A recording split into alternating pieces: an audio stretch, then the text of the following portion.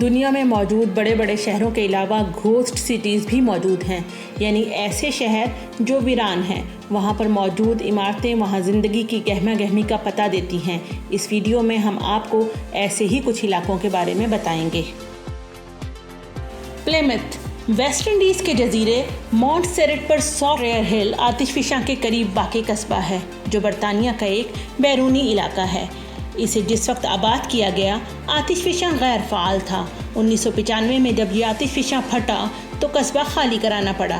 1997 میں بار بار آتش فشاں پھٹنے کے واقعات میں ہونے والے جانی اور مالی نقصانات کے باعث بالآخر پلیمتھ کو مستقل طور پر خالی کر دیا گیا۔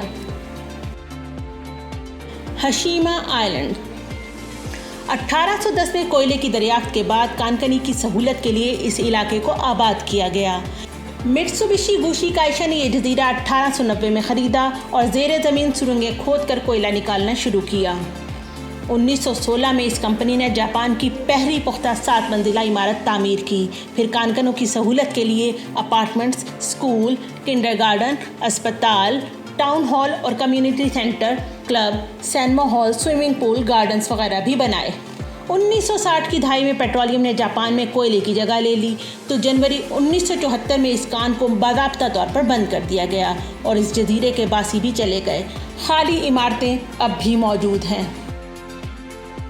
گھوسٹ سٹیز ان چائنا چین میں روز بروز ہوتی ہوئی صنعتی ترقی نے آبادی کا بہاؤ مخصوص علاقوں کی طرف کر دیا ہے۔ دوسری طرف حکومت کی کنسٹرکشن پالیسی سے متعلق پالیسی کی وجہ سے چین ایسا ملک ہے جہاں گھوسٹ سٹیز یعنی غیر آباد شہروں کی بہتات ہے۔ گوانگژو، چینگکونگ، یولین اور پڈونگ کا شمار بڑے بڑے گھوسٹ سٹیز میں ہوتا ہے۔ فورڈلینڈیا برازیل کی ریاست پارا کے شہر ایویرو سے 300 کلومیٹر دور ایک علاقہ ہے۔ ایمیزون رین فارسٹ میں واقع اس شہر کو امریکی صنعت کار ہنری فورڈ نے 1928 میں ایک صنعتی شہر کے طور پر تعمیر کیا تھا۔ وہ یہاں فورڈ موٹر کمپنی کے آٹو موبائل مینوفیکچرنگ یونٹ منتقل کر کے ان میں کام کرنے والے 10,000 افراد کو آباد کرنا چاہتے تھے۔ فورڈ نے برازیل حکومت کے ساتھ ایک معاہدہ کیا، زمین حاصل کی اور کام شروع کیا، مگر فورڈ کا منصوبہ ناکام ہو گیا اور یہ شہر 1934 سے ویران ہے۔ شمالی یوکرین کا ایک شہر ہے جو یوکرین بیلاروس کی سرحد پر واقع ہے۔ اس کا نام قریبی ندی پریپیٹ کے نام سے منسوب ہے۔ اس شہر کی بنیاد 4 فروری 1970 میں سوویت یونین نے رکھی۔ 1989 میں چرنوبل نیوکلیئر پاور پلانٹ کی تعمیر کے بعد اس شہر کو مزید ترقی دی گئی۔ 27 اپریل 1986 کو چرنوبل حادثے کے ایک ہی دن بعد اس شہر کو خالی کرا لیا گیا۔ تب سے یہ شہر غیر آباد ہے۔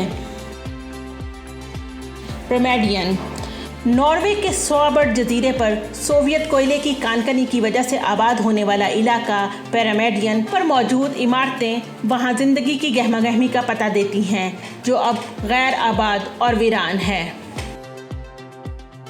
ایمبر انگلینڈ کے ویلٹ سائر سیلیسبری میں برطانوی فوج کے تربیتی مرکز کے قریب گاؤں ہے۔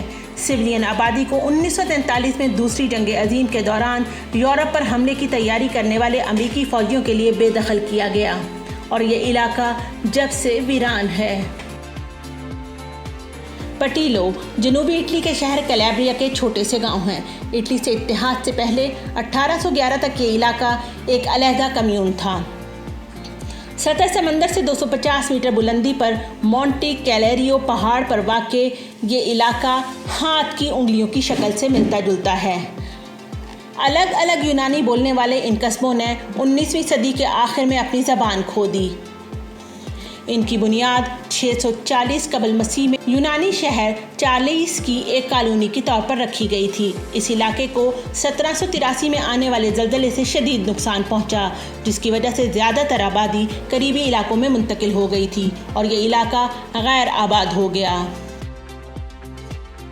سکرونڈا ایک غیر آباد شہر ہے جسے 1960 کی دہائی میں تعمیر کیا گیا تھا۔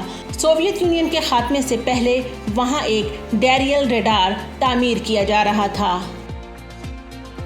بیلچائٹ اسپین کے علاقہ زاراگو کے پہاڑوں کے درمیان میدانی علاقہ ہے۔ 1122 سے پہلی جنگ عظیم تک یہ علاقہ دفاعی اہمیت کا حامل رہا۔ جنگوں کے دوران علاقہ کھنڈرات میں بدل گیا تو 1939 میں بیلچائٹ کے نام سے نیا گاؤں پرانے کھنڈرات سے متصل تعمیر کر لیا گیا اور پرانا جنگ کی یادگار کے طور پر غیر آباد ہے۔